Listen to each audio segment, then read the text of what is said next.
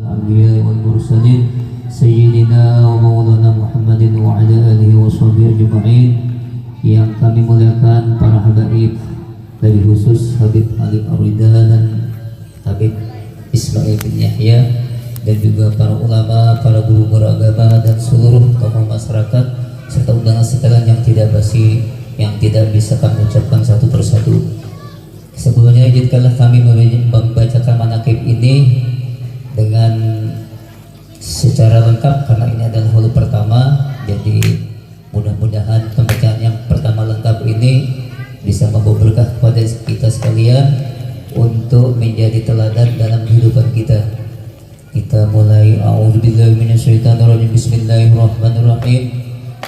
Alhamdulillahillazi karrama bani adama wastafa minhumul ulama wa aktsara aidan minhum syuhada wal kurama wa fadala minhumul arifina billahi wa sifat wal asma wa ajakahum lajjatal mahabbati wa tallahum haqiqatal asya wal aradi was sama. Wassalatu wassalamu ala sayyidina Muhammadin khatimil anbiya alladhi khalaqa min zati wa minhu jami'ul asya wa ala alihi wa ashabi sadatil awliya wa tabi'ina lahum bisanin ila yaumil jazaa wa ba'du.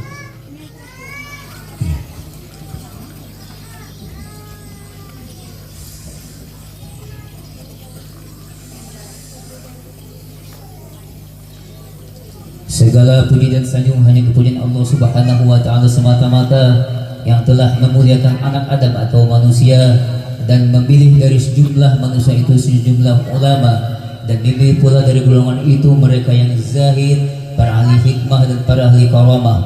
Allah utamakan dari golongan-golongan sahut mereka yang arifin atau ahli ma'rifah kepada zat Allah, sifat-sifatnya dan serta asmanya.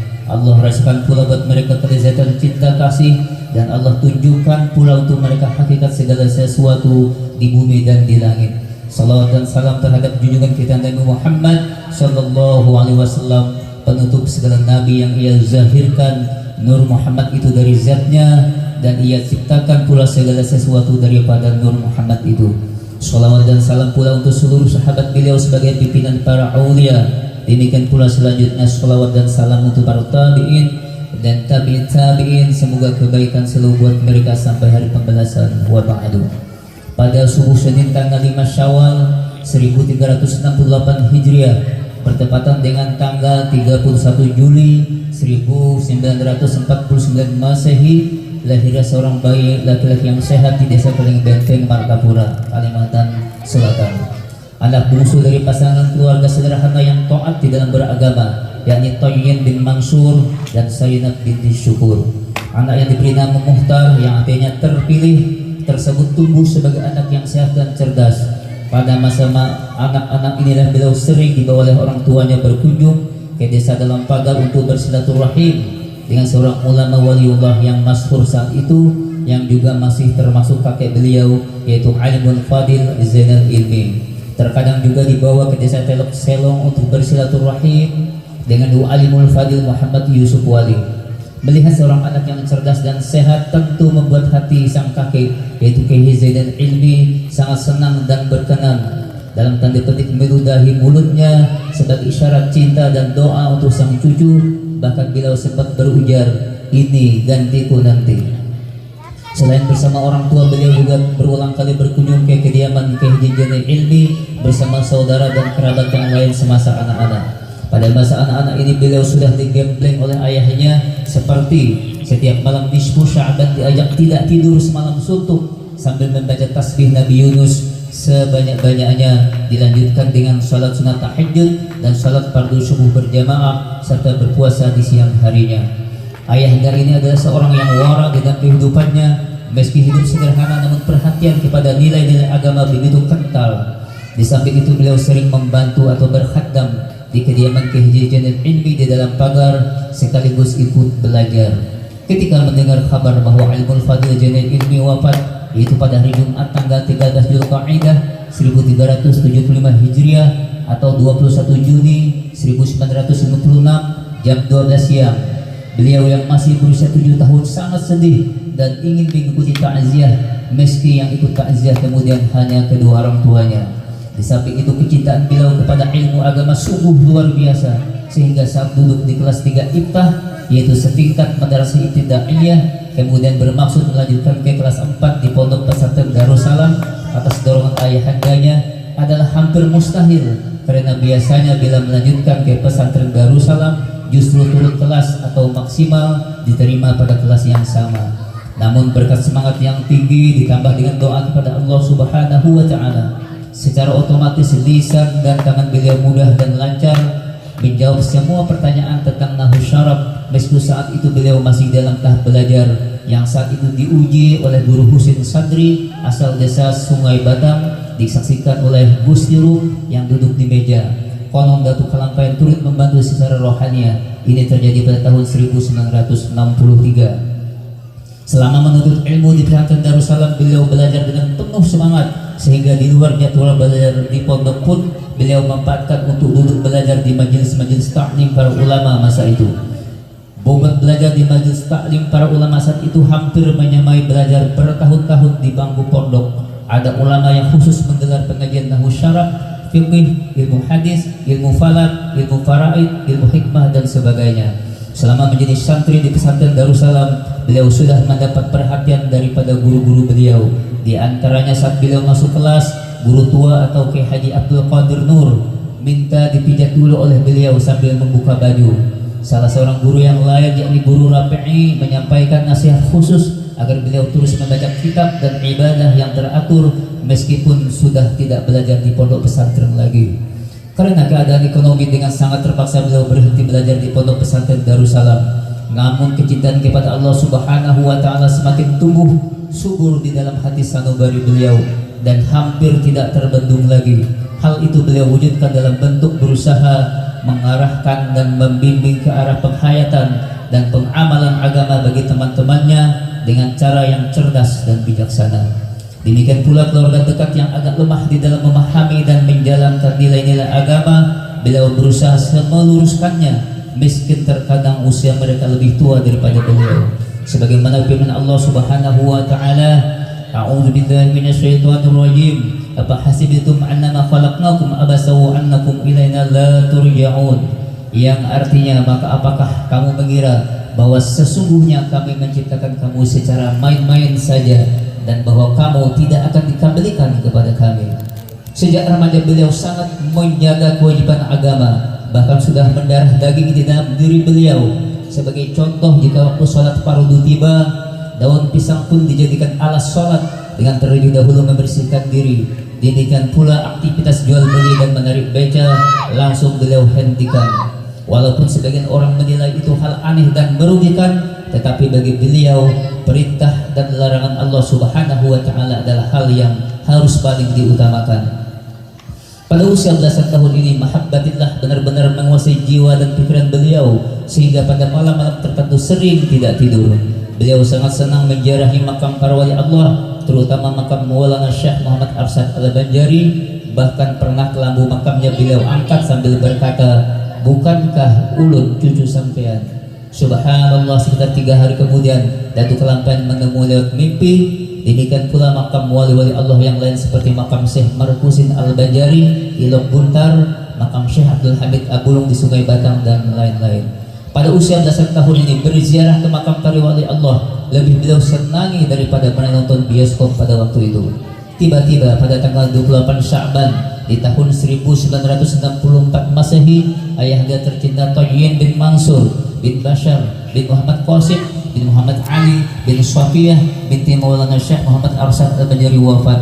Alangkah sedih hati beliau ditinggal wafat oleh seorang ayah yang selalu memancarkan keteladanan dan meneguhkan semangat di dalam beriman dan berislam yang hakiki. Teringat masa anak-anak dulu sering diajak beramaliyah semalam suntuk di malam nisfu Sya'ban, dibawa bersilaturahim ke dalam pagar dan telok selong. Teringat pula bagaimana sang ayah mendorongnya melanjutkan pendidikan ke kelas 4 di pondok pesantren Darussalam. Terngiang pula pesan ayahanda agar selalu membawa jujur dan benar kemanapun dan dimanapun berada. Jika mencari sahabat, carilah yang senang ke masjid, dan jika ada keperluan dapat memanggil datuk. Teringat pula sering mendapat ayahanda dan ibunda tercinta berdiskusi serius tentang masalah ketuhanan. Sebagai orang yang tengah membuktikan kepada Allah Subhanahu wa taala dan selalu haus akan ilmu, maka beliau pun berusaha menemui, bertanya dan berdiskusi dengan tokoh-tokoh alim billah saat itu, seperti Wali Haji Jamal, Al-Arif Billah Salman Mulia, Al-Alamah Abdul Qadir Nur atau guru tua, Wali Haji Tabarani, dan Al-Arif Billah Kiai Haji Muhammad Nur di Tangkisung. Dalam kesempatan ini beliau juga mengunjungi Kiai Haji Salman Tabib dan Kiai Haji Salman Majapahit, yaitu saudara Wali Haji Tabarani. Sempat pula menyaksikan perilaku Wali Masaid di Sungai Tuan dengan jiwa yang terus bergelora. Beliau pun menemui seorang tokoh sufi yang mastur atau wali yang tersembunyi yang bernama Guru Hasan di desa Durian Gantang Barabai. Setelah berumah tangga pada tahun 1996, beliau mengembara ke wilayah pedalaman Kalimantan Timur sampai bertemu masyarakat asli pedalaman yang bertelinga panjang. Saat mengembara di hutan belantara dan desa-desa sekitarnya, jiwa kepemimpinan dan ilmu agama yang beliau miliki betul-betul teruji, di mana dalam hutan belantara tersebut beliau berhasil menghalau kawanan macan yang datang, juga memimpin pelaksanakan sholat tarawih berjamaah yang diikuti pekerja-pekerja kayu yang berdatangan dari berbagai lokasi di desa Majepok, Kalimantan Timur. Beliau juga sukses menyadarkan seorang teman yang bernama Asmin, penduduk asli setempat yang memiliki kebiasaan begadang sambil bernyanyi dengan gitar, namun memiliki suara merdu. Berkat pendekatan yang bijaksana dan menyentuh, ia kemudian bisa berubah 180 derajat menjadi seorang muazzin di kampungnya. Betapa bahagia orang tua sang sahabat melihat anaknya yang berubah sedemikian rupa, sehingga beliau diminta menetap di wilayah tersebut. Namun dengan bijaksana beliau menolak karena anak dan istri menunggu di keleleng benteng Martapura. Didorong oleh himmah yang tinggi dan semangat yang membara, ditambah dengan nasihat-nasihat para aulia yang pernah beliau jumpai, menimbulkan tekad baru di dalam diri beliau. Terinspirasi oleh firman Allah Subhanahu wa taala, a'udzubillahi minasyaitonir rajim, ya ayyuhalladzina amanu in tansurullaha yansurukum wa yusabbit aqdamakum. Wahai orang-orang yang beriman, jika kamu menolong agama Allah, niscaya Dia akan menolongmu dan meneguhkan kedudukanmu. Demikian pula hadis-hadis qudsi yang pada intinya mendorong dan menjamin rezeki hamba-hamba yang ikhlas mengabdi kepadanya, seperti ya bna adama tafarraq li ibadati amla'a qalbaka ghinan wa amla' yadayka rizqan, ya bna adama la taba'at minni fa amla'a qalbaka faqran aw amla'a yadayka syughlan. Rawahul Hakim Mu'akkal bin Yasar. Wahai anak Adam, habiskanlah waktumu beribadah kepadaku, aku akan penuhi hatimu dengan kekayaan, aku penuhi kedua tanganmu dengan rezeki. Hai anak Adam, janganlah menjauhkan diri daripadaku, agar tidak aku isi hatimu dengan rasa kemiskinan dan isi kedua tanganmu dengan kesibukan dan kerepotan semata-mata. Renungan terhadap keadaan sekitar dan bercermin kepada perjalanan hidup para wali Allah, ditambah dengan firman Allah dan hadis qudsi di atas, semakin mendorong beliau untuk berbudayat kepada Allah Subhanahu wa taala agar diberi waktu yang luas untuk beribadah dan menuntut ilmu yang lebih mendalam, serta untuk memantapkan dan mensyahkan ilmu. Maka beliau pun duduk belajar dengan penuh kesungguhan dan ta'zim di majelis ilmu tasawuf Guru Ahmad Wali di Pemakuan Martapura. Dalam rangka melatih keyakinan, beliau berjalan atau siyahah selama 21 hari tanpa bekal sedikit pun sampai berjumpa dengan penghulu dahlan di Bahaur. Juga ikut bekerja di daerah Taruna dan bermukim selama kurang lebih 6 bulan di Pulang Pisau. Saat kehidupan rumah tangga mulai meningkat, datang perintah guru untuk hijrah. Beliau taat dan memilih hijrah ke kota Palangkaraya dengan membawa keperluan seadanya pada tahun 1981, menumpang kapal pengangkut pisang. Tentu tidak sedikit orang yang menilai aneh keputusan tersebut, namun dengan sabar dan tawakal serta penuh keyakinan, perintah itu pun beliau jalani. Dan ketika tiba di kota Palangkaraya, beliau hanya mentargetkan 4 hal. 1. Bisa menyewa barak yang sederhana. Yang kedua, cukup makan 1 kali sehari. Yang ketiga, anak-anak cukup tamat madrasah ibtidaiyah. Yang keempat, dapat beribadah teratur di awal waktu. Pertama kali beliau bermukim di Jalan Manggis Kampung Baru pada tahun 81. Dalam satu acara di rumah Kai Syahran di Jalan Bali, beliau berjumpa dengan tokoh Kalimantan Tengah dan sekaligus pahlawan nasional, yaitu Cilikriwut, di mana setelah mengetahui bahwa beliau termasuk cucu Ki Haji Jainal Ilmi dari dalam pagar, Cilikriwut sangat menghormati dan memuliakan beliau karena menurut pengakuan Cilikriwut, Ki Haji Jainal Ilmi adalah salah seorang gurunya. Di dalam pertemuan tersebut beliau sempat mendengar Cilikriwut melafalkan La ilaha illallah dan 2 kalimat syahadah dengan fasih. Pada tahun 1983 beliau bermukim di Jalan Sulawesi Danau Seha. Sambil bekerja seperti orang kebanyakan, beliau terus menjalankan amaliyah lahir dan batin. Beliau juga mengajari anak-anak baca tulis Al-Quran dengan papan tulis di rumah beliau, di mana sekitar 75% kemudian dapat membaca Al-Quran dengan baik. Sebagian besar sumbangan orang tua santri justru beliau gunakan untuk membeli hadiah guna memotivasi belajar para santri. Di dalam kamar khusus yang dibangun di bagian depan rumahnya, beliau sering mengurung diri berkhalwat hingga pada suatu keadaan saat beliau merasa terangkat ke atas dengan diapit oleh 2 orang berjubah, kemudian tersadar setelah mendengar suara tangisan anaknya. Ketika berdomisili di Danau Seha ini, pernah datang bersilaturahim seorang guru tasawuf yang mengajar di sekitar Martapura, yakni Habib Ali Al-Ghaus. Dalam diskusi panjang 1 malam penuh, dibantu dengan tulisan di papan tulis tempat beliau mengajar anak-anak Al-Quran, saat membahas 2 kalimat syahadah terjadi diskusi yang sangat mendalam, di mana pada akhirnya Habib Ali Al-Ghaus menerima dan mengakui pendapat beliau. Habib Ali inilah kemudian yang menghabarkan bahwa di kota Palangkaraya ada guru tasawuf yang rasah dan mendalam ilmunya. Sekitar 1 bulan kemudian setelah perjumpaan tersebut, Habib Ali Al-Ghaus wafat saat pulang mengajar di daerah Tambak Hanyar, Martapura. Setelah sampai had mursyidnya, banyak orang yang meminta beliau memberi pengajaran. Bahkan ada yang sengaja meninggalkan banyak uang di dalam becak beliau dengan maksud agar beliau mengajar dan berhenti bekerja. Bahkan kitab pertama yang dipakai mengajar yaitu Amal Ma'rifah karangan Alimun Fadil Al-Arif Billah Syekh Abdurrahman Siddiq Al-Banjari adalah pemberian seorang jamaah yaitu bernama Surya Nusah. Maka dimulailah pengajian yang menitik beratkan pada sisi tertentu daripada dinul Islam, khususnya pemantapan akidah tasawuf atau al-ihsan, yang diikuti jemaah laki-laki dan perempuan pada tahun 1984. Pembukaan majelis untuk pertama kalinya tentu penuh dengan ujian dan tantangan. Ketika pengajian sudah berjalan sekitar 2 tahun, pada hari Jumat tanggal 22 Ramadan 1406 Hijriah atau 31 Mei 1986, ibunda tercinta yang selama ini selalu mendampingi dan menyertai beliau wafat di Komplek Danau Seha. Seorang ibu yang setia menyertai anaknya dalam suka dan duka, yang selalu menyemangati putranya dalam menuntut ilmu dan mendalami ilmu sedalam-dalamnya. Subhanallah, pada tahun 2009, sekitar 23 tahun setelah wafatnya, jasad sang ibu dipindahkan dalam keadaan masih utuh bersama kain kafannya ke kubah di depan rumah beliau di Jalan Bangaris, Bukit Pinang. Kemudian pada tahun 1987 beliau bermukim di Jalan Bali, dan pada tahun 1990 berpindah ke Jalan Intan kilometer 4 Cilikriwut, Palangkaraya. Terakhir pada tahun 2002 beliau menetap di Jalan Bangaris, Bukit Pinang, Palangkaraya ini.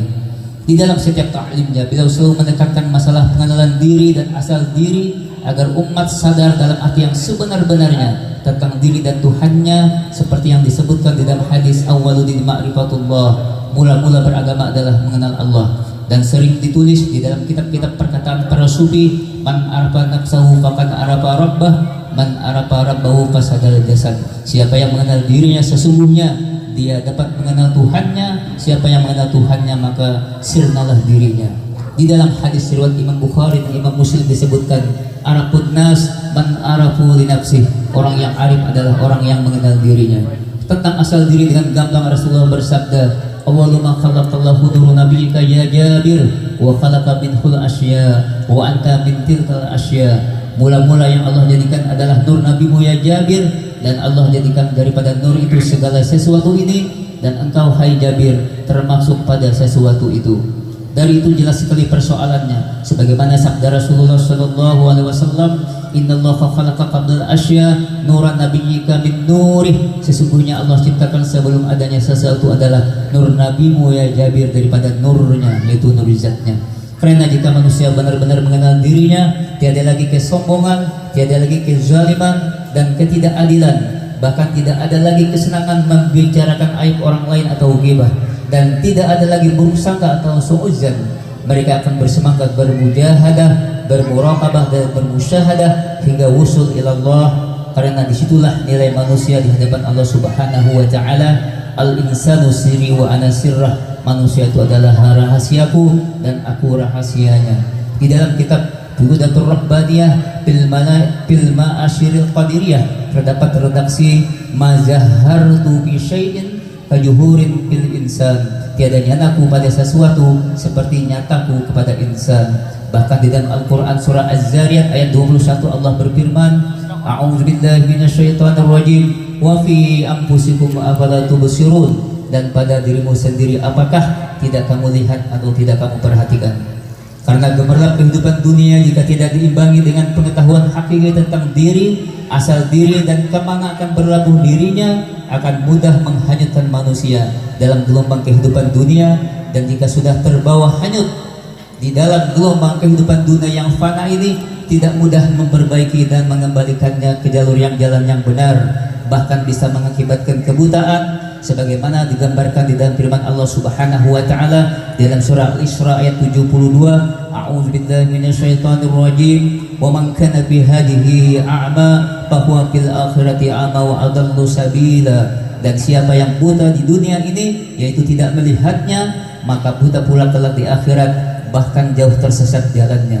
Untuk itulah di dalam setiap pengajian dan ceramah umum sekalipun, beliau selalu mengajak umat memahami arti syirik dan upaya menghilangkan syirik pada dirinya sampai pada syirik yang sehalus-halusnya, karena syirik adalah dosa yang tidak akan diampuni Allah Subhanahu wa Ta'ala, sebagaimana firman-Nya, a'udzubillahi minasyaitonir rajim, innallaha la yaghfiru an yushraka bihi wa yaghfiru ma duna dzalika liman yasha wa may yusyrik billah faqad dhalla dhalalan ba'ida. Allah tidak akan mengampuni dosa syirik atau mempersekutukan Allah dengan sesuatu, dan Dia mengampuni dosa selain itu bagi siapa yang dikehendakinya. Dan barang siapa mempersekutukan Allah maka sungguh dia telah tersesat jauh sekali. Di samping itu, syirik adalah sebesar-besarnya kezaliman, sebagaimana firman Allah Subhanahu wa Ta'ala, ya bunayya la tusyrik billah inna syirka la zulmun azim. Wahai anakku, janganlah engkau mempersekutukan Allah, sesungguhnya mempersekutukan Allah adalah benar-benar kezaliman yang besar. Karena sebenarnya Allah Subhanahu wa Ta'ala itu dekat sekali, sebagaimana firman-Nya, wa nahnu aqrabu ilaihi min hablil warid, dan kami Allah lebih dekat daripada urat lehernya. Agar lepas dari syirik, beliau selalu menekankan pentingnya ilmu musyahadah, karena setiap tarikan nafas dan hembusan nafas akan sia-sia, bahkan hanya akan menghasilkan dosa semata-mata jika tidak memahami musyahadah, sebagaimana disyaratkan oleh firman Allah Subhanahu wa Ta'ala dalam surah Al-Ibrahim ayat 34, innal insana lazulumun kafar, sungguh manusia itu sangat zalim lagi kufur, yaitu sangat mengingkari nikmat Allah. Juga disyaratkan di dalam surah Al-Ahzab ayat 72, innahu kana zaluman jahula, sungguh manusia itu sangat zalim dan sangat jahil. Kemudian dipertegas oleh perkataan di dalam kitab tasawuf, wujuduka dzambun azim, dirimu itu adalah dosa besar. Hal itu dikarenakan oleh ketidaktahuan, karena sesungguhnya manusia itu adalah al-insanu sirri wa ana sirrah, manusia itu adalah rahasiaku dan aku rahasianya. Sebagaimana yang tertulis di dalam kitab-kitab tasawuf, beliau mengajarkan musyahadah melewati tauhidul af'al, tauhidul asma, tauhidul sifat, dan tauhidul zat dengan pemahaman yang benar, dan mujahadah riyadah yang memadai, sebagaimana firman Allah Subhanahu wa Ta'ala, a'udzubillahi minasyaitonir rajim, walladzina jahadu fina lanahdiyannahum subulana, dan orang-orang yang berjihad atau bermujahadah untuk mencari keridaan kami, benar-benar akan kami tunjukkan kepada mereka jalan-jalan kami. Tujuannya adalah agar terbuka mata hatinya, sebagaimana firman Allah Subhanahu wa Ta'ala, fa innaha la ta'mal absar walakin ta'mal qulubul lati fis sudur, sungguh bukan matanya yang buta, tetapi hatinya yang ada di dalam rongga dadanya. Selain itu juga beliau berusaha memberikan pemahaman yang tepat mengenai martabat 7 yang terdapat di dalam pembahasan ilmu tasawuf, supaya terhindar dari syirik dan bermanfaat bagi sesama, seperti martabat ahadiyah, wahidah, wa ahdiyah, alam ruh, alam misal, alam asad, dan alam insal atau insanul kamil. Karena Rasulullah bersabda, khairun nas man yanfa'un nas, sebaik-baik manusia adalah yang memberi manfaat pada orang lain. Karena jika seseorang menyadari lewat tafakkurnya, niscaya dia akan menemukan kefanaan dirinya.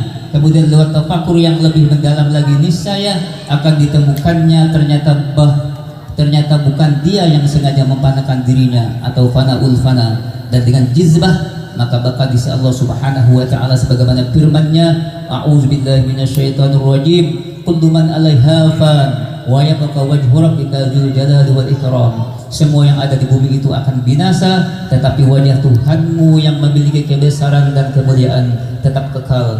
Di dalam makam baka inilah nyatalah firman Allah Subhanahu wa taala, wa huwa ma'akum aina ma kuntum, dia Allah bersama kamu kemanapun dan dimanapun kamu berada. Dan di dalam firman-Nya, wa kana Allahu bikulli syai'in muhita, dan adalah Allah taala itu meliputi segala sesuatu.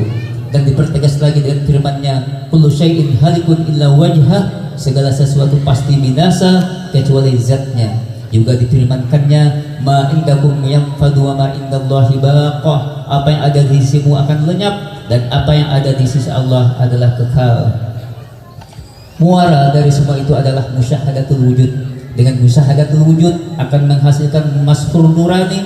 Jika masrur nurani yang muncul akan tercipta ketenangan, ketentraman dan keharmonisan antara manusia dengan manusia maupun dengan lingkungannya. Karena yang ada di hatinya selalu husnuzan terhadap sesama dengan tampilan akhlakul karimah, sebagaimana firman Allah Subhanahu wa taala, wa'lamu anna fikum rasulullah, dan ketahuilah bahwa di tengah-tengah kamu, di dalam dirimu ada Rasulullah, sehingga hidupnya selalu berada pada siratal mustaqim serta menebarkan manfaat dan rahmat semata-mata, sebagaimana firman Allah Subhanahu wa taala, wa ma arsalnaka illa rahmatan lil alamin, dan tiadalah kami mengutusmu hai Muhammad melainkan untuk menjadi rahmat bagi semesta alam. Keseharian beliau selalu dipenuhi dengan mujahadah riyadah dan ta'lim serta dakwah. Beliau selalu memimpin salat fardu berjamaah di masjid yang beliau bangun bersama majelisnya, yaitu Masjid Nur Al-Banjari ini. Selalu berpuasa sunnah, senantiasa qiraatul Quran, salat tasbih, salat tahajud dan duha berjamaah bersama keluarga terdekat, terutama istri-istri beliau. Juga memenuhi hajat atau undangan masyarakat sampai ke tempat yang jauh dan pelosok terpencil, daerah pedalaman dan pinggir laut. Di sela-sela menjalani semuanya itu, beliau menerima para tamu yang datang dari berbagai kalangan, mendengarkan keluhan mereka, kemudian membantu mencari solusi masalah mereka, dan menyampaikan nasihat-nasihat yang bermanfaat untuk memulihkan keimanan dan ketakwaan mereka. Beliau adalah seorang murabbi dan mursyid yang menjadi rujukan di dalam ilmu tasawuf. Banyak ulama pemerhati tasawuf dan para penuntut ilmu datang ke tempat beliau, baik untuk berdiskusi maupun mengambil ijazah dan sanad yang berasal dari berbagai tempat. Beliau senantiasa menjalani khalwat, bahkan di tahun 1996 di rumah Jalan Intan kilometer 4 Palangkaraya, beliau berkhalwat selama 2 tahun dengan berbuka puasa hanya dengan secangkir kopi dan sepotong tempe yang disajikan lewat jendela oleh salah seorang istri beliau, sebagai perwujudan rasa syukur atas karunia Allah Subhanahu wa taala berupa ilmu ma'rifah dan perjumpaan dengan Rasulullah sallallahu alaihi wasallam. Sebagai perwujudan rasa syukur, beliau berusaha mengajak jamaah bahu-membahu membangun masjid sebagai wadah pembinaan umat dan memperkokoh ukhuwah. Akhirnya pada tanggal 1 April 1995 atau 1 Zulqa'dah 1415 Hijriah dimulailah peletakan batu pertama pembangunan Masjid Nur Al-Banjari ini, dan diresmikan sekaligus digunakan pertama kali dengan amaliyah berjamaah pada malam Jumat tanggal 8 Juni 2000 atau 7 Rabiul Awal 1421 Hijriah. Pembangunan masjid ini adalah wujud tanggung jawab dan kontribusi keluarga atau zuriat Maulana Syekh Muhammad Arsyad Al-Banjari bagi umat dan masyarakat umumnya, dan atas restu dari Syekh Muhammad Arsyad Al-Banjari atau Datuk Kalampayan. Berkah dari pendirian masjid ini pun begitu terasa.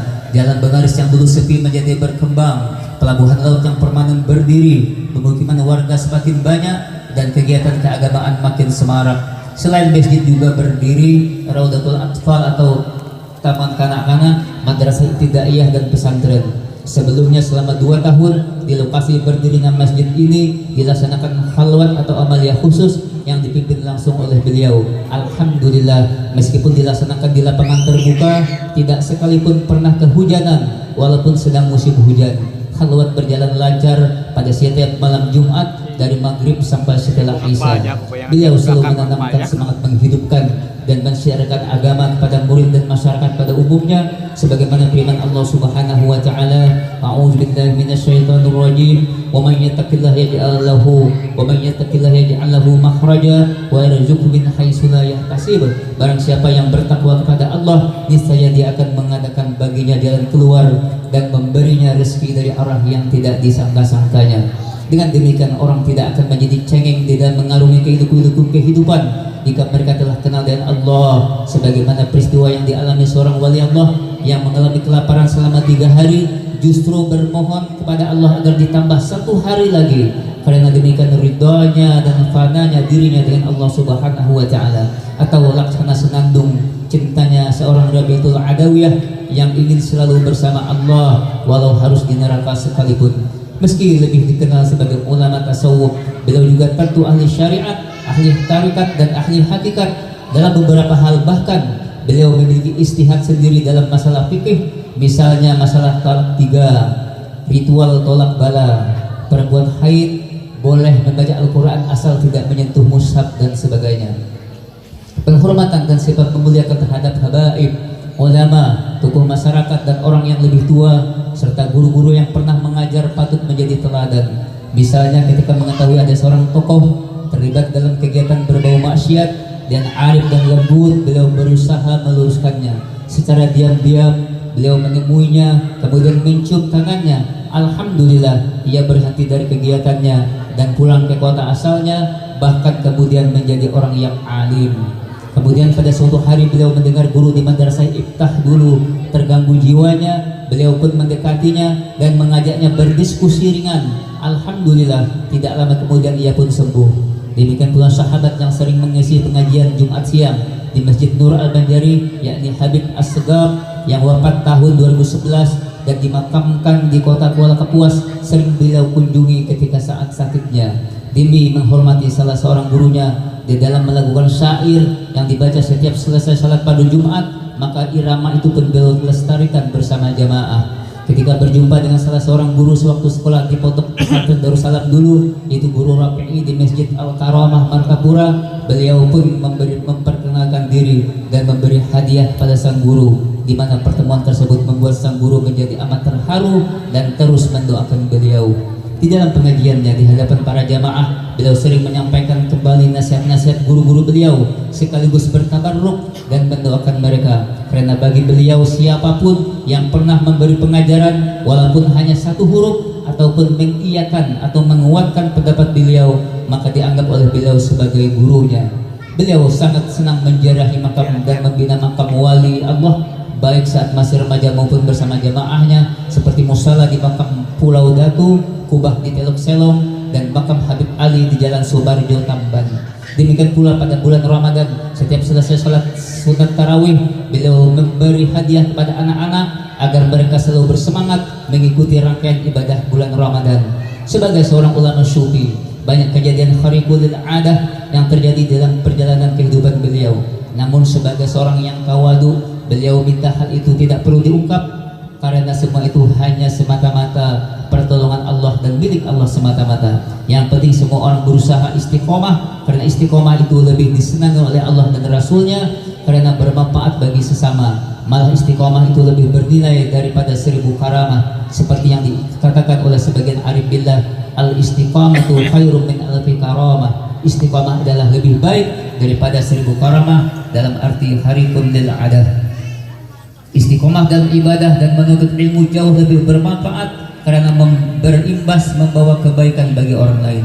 Namun rasanya kurang lengkap bila manaqib ini tidak mencantumkan beberapa di antaranya semata-mata sebagai ungkapan syukur, nikmah dan ibrah atau pelajaran, serta untuk menambah iman dan yakin. Di antaranya 1, Sewaktu sedang melaksanakan pengajian di rumah seorang jamaah di Jalan Subawa Palangkaraya, tiba-tiba datang dua orang remaja minta bantuan karena kehilangan sepeda motor. Dengan diam sebentar sambil menunduk, beliau kemudian mengatakan, cari di kota Sampit. Beberapa hari kemudian motornya ditemukan di kota Sampit. Ini terjadi pada tahun 1995. Yang kedua, ketika mengadakan tur ziarah ke makam wali Allah di Kalimantan Selatan tahun 1996, mobil yang beliau tumpangi bersama puluhan jemaah melewati jembatan kayu. Tiba-tiba jembatan kayu tersebut ambruk, mobil pun jatuh ke sungai kering. Subhanallah, tidak ada seorang jemaah pun yang mengalami luka-luka, juga tidak ada lecet sedikit pun pada mobil, apalagi rusak. Yang ketiga, saat ada jemaah yang sakit perut luar biasa dan sudah berusaha ke beberapa tempat, namun tetap saja sakitnya tidak kunjung hilang. Saat sakitnya sudah memuncak, maka beliau dihubungi lewat HP atau telepon genggam, dan beliau minta disediakan air putih yang didekatkan dengan HP tersebut. Setelah air diminum, subhanallah, sakit perutnya hilang seketika dan sembuh total. Ini terjadi pada tahun 2006. Yang keempat, pada waktu menunaikan ibadah haji pada tahun 1994, istri beliau jatuh di tengah-tengah lautan manusia yang berdesak-desakan. Dengan spontan beliau menyelamatkannya, dan pada saat itu tampak badan beliau tinggi besar, melebihi orang-orang kebanyakan. Yang kelima, demikian pula ketika menunaikan ibadah haji pada tahun 1998, rombongan bis beliau mendapat nomor urut 2 untuk keberangkatan dari Makkah ke Arafah.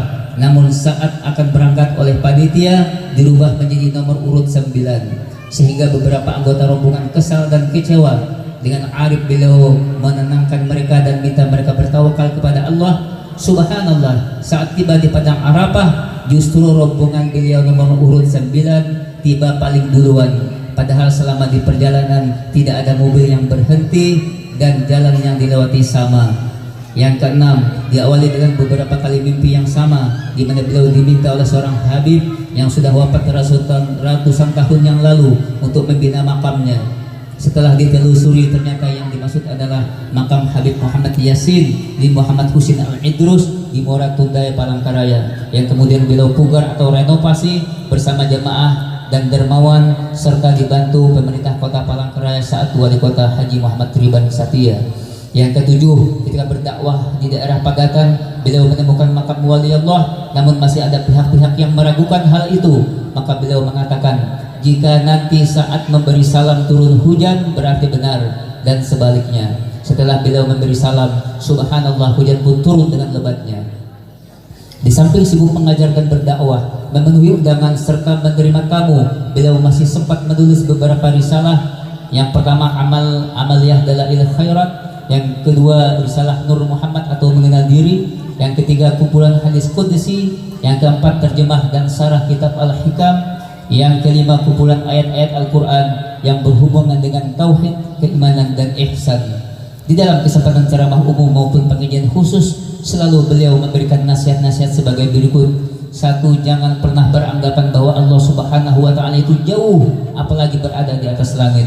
Yang kedua, hindarilah segala syirik, hindarilah selalu syirik sampai yang sekecil-kecilnya, karena semua dosa pasti diampuni kecuali syirik.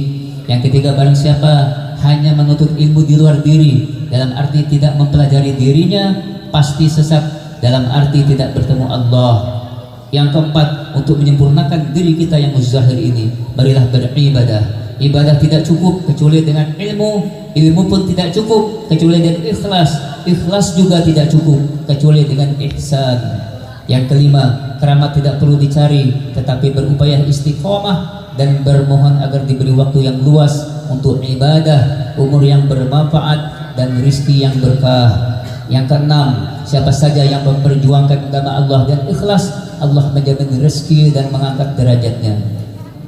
Setelah fokus mengajar dan berdakwah selama lebih dari 34 tahun, Allah mewafatkan beliau dalam sebaik-baik keadaan dengan kodrah dan iradahnya. Saat yang dikhawatirkan oleh para pencinta beliau dari seluruh kalangan kaum muslimin, khususnya keluarga dan murid-murid beliau, tidak bisa dihindari. Pada hari itu, Selasa sore, tanggal 5 Rabiul Awal 1440 Hijriah atau 13 November 2018, sebagaimana kebiasaan beliau, kurang lebih 30 menit sebelum azan maghrib berkumandang, beliau menuju ke masjid dan langsung memasuki kamar khalwat untuk salat tahiyatul masjid dan membaca Al-Quran, di mana biasanya beliau khatam Al-Quran 3-5 hari sekali. Saat iqamat, beliau keluar untuk salat maghrib berjamaah.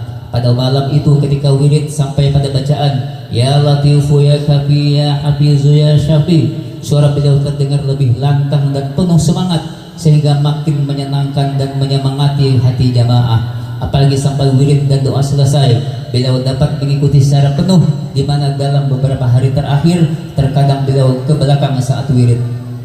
Setelah wirid dan doa selesai, beliau memasuki kamar khalwat kembali untuk sholat sunnah dan membaca Al-Quran. Saat itu mulailah hujan turun dengan cukup lebat. Saat membaca Al-Quran, gangguan jantung yang sudah sejak tahun 2007 beliau alami dengan sabar tiba-tiba muncul. Saat ditolong beliau tetap sadar dan terus-menerus mengucap Allahu Akbar. Bahkan beliau meminta agar keluarga dan murid-murid yang sedang menolong beliau terus bersalawat. Ketika hendak dibawa ke rumah sakit, beliau melarang dan mengatakan, bawa aku ke rumah, ini sudah waktuku. Menjelang waktu Isya malam Rabu memasuki 6 Rabiul Awal 1440 Hijriah atau 13 November 2018, roh beliau yang suci meninggalkan jasad yang mulia sambil mengucapkan Allahu Akbar sebelumnya. Inna lillahi wa inna ilaihi raji'un. Keesokan harinya, tanggal hari Rabu 6 Rabiul Awal atau 14 November 2018, setelah salat zuhur, jasad beliau dimakamkan dengan penuh hikmat dan kemuliaan yang ditangisi oleh jamaah kaum muslimin yang memadati masjid dan areal makam.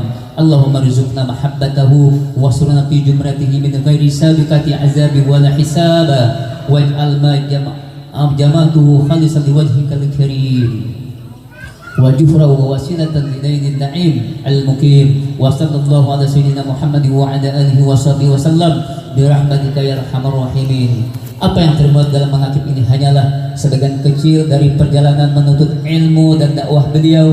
Semoga memberi manfaat dan dapat dipetik pelajaran berharga dari tauladan kehidupan beliau. Semoga Allah Subhanahu wa taala meridhai dan merahmati kita sekalian dan berkenan melimpahkan hidayahnya sebagaimana firman-Nya, wallahu yu'idu binasrihi may yasha inna fi dzalika la'ibratan liulil absar. Allah menguatkan dengan bantuannya bagi siapa yang dikehendakinya. Sesungguhnya pada yang demikian itu terdapat pelajaran bagi orang-orang yang mau berpikir atau mempunyai mata hati. Amin. Walhamdulillahirabbil alamin wa sallallahu ala sayyidina Muhammad wa ala alihi washabihi wasallam برحمتك يا ارحم الراحمين. الفاتحه.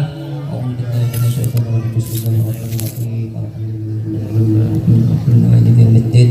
إياك نعبد وإياك نستعين اهدنا الصراط المستقيم صراط الذين أنعمت عليهم غير المغضوب عليهم ولا الضالين آمين.